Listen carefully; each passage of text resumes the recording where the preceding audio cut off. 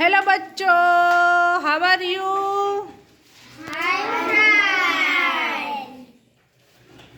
Which standard? Which school?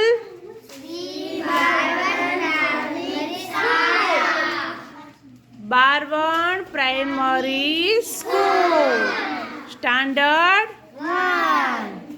ચાલો આપણે એકમ 8 બળ્યો ભીમ એની એક વાર્તા સાંભળવી છે ને બધાને?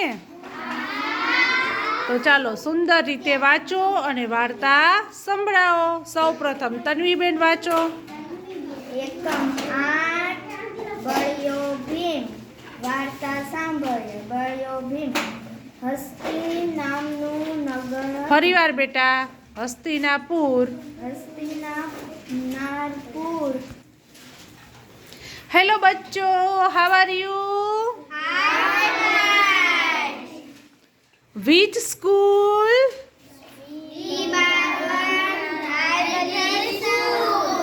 Which standard?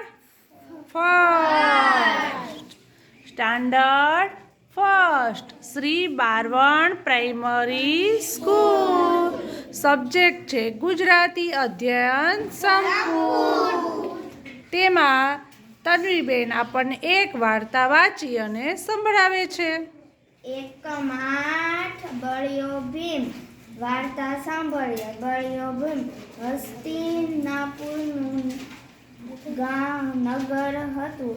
105 રાજકુમાર હતા. 5 પાંડવ અને 100 કૌરવ. 5 પાંડવ એટલે યુધિષ્ઠિર, અર્જુન, સહદેવ, કુનાલ, નકુલ, 100 કૌરવ એટલે દુર્યોધન અને તેના 99 ભાઈઓ. નાના રાજકુમાર ખાય પીવે, રમે અને મજા કરે. એકવાર પાંચેય પાંડવ બગીચામાં રમતા હતા.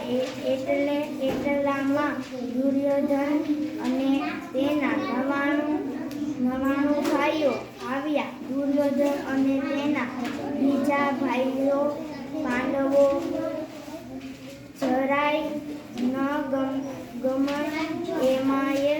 એમાં ભીમ માટે કૌરવોના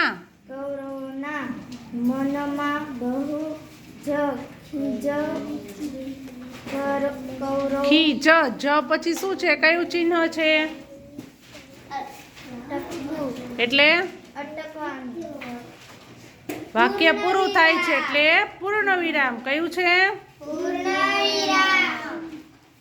કૌરવો હંમેશા પાંડવ ને હેરાન કરવા શોધતા હોય. સરસ. ચાલો અંકિતભાઈ.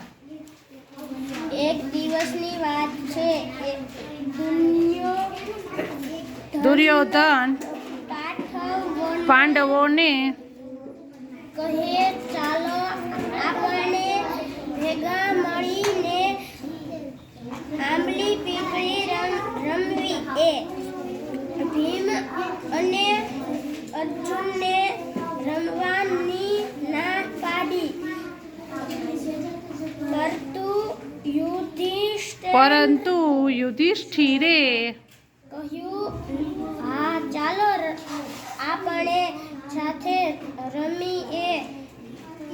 યુધિષ્ઠિરની બધા વાત પાંડવ માને રમવાનું શરૂ થયું. કૌરવોએ એવું વિચાર્યું કે ભીમને દાવ આપણે આપવો અને આપણે ઝાડ પર સરસ, ચાલો, ખૂબ સરસ. ચાલો, ત્યાર પછી રોહિતભાઈ. કોયના દેખે તો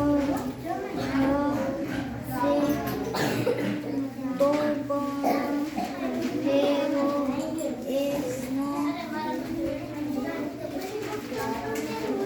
હે ગોગો જોશે ઝાડની તાળી એક પગો ચાલો રોહિતભાઈ, અહીંયાથી વાંચો બેટા. સરસ, શાંતિથી અહીંયા ઊભા રહી જાઓ. વાંચો આ. ઝડીયો વાંચો. ઝડીયો ઝાડીઓ. ઝાડીયો ઝાડીયો ઝાડીયો ઝાડીયો ભીમ ઝાડ પર એ સરસ, ચાલો જયપાલભાઈ. એના પછી આગળ.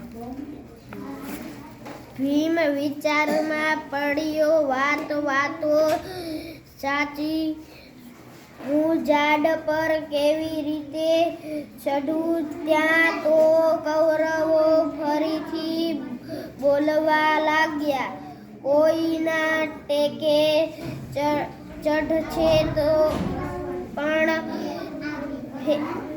ફેરો એનો ફોગટ. ફોગટ જશે. સરસ, ચાલો સાહિલભાઈ. ભીમને બહુ ગુસ્સો આવ્યો. એણે તો જોરથી બૂમ પાડી. એના મોટા અવાજથી એક બે કૌરવો તો ધ્રુજવા લાગ્યા. ભીમે પોતાના હાથી જેવો પગ પછાડ્યો. તથી ધ્રુજવા લાગી. બે ત્રણ કૌરવો તો ઓ મારે કરીને નીચે પડ્યા. ભીમ હજુ પણ ગુસ્સામાં હતો, કારણ કે દુર્યોધન અને દુશાસન હજુ ઝાડ પર હતા અને ભીમને ખીજવતા હતા. સરસ, ચાલો. ગુસ્સામાં ભીમે ઝાડના થડને જોરથી એક મુક્કો માર્યો. ઓકે.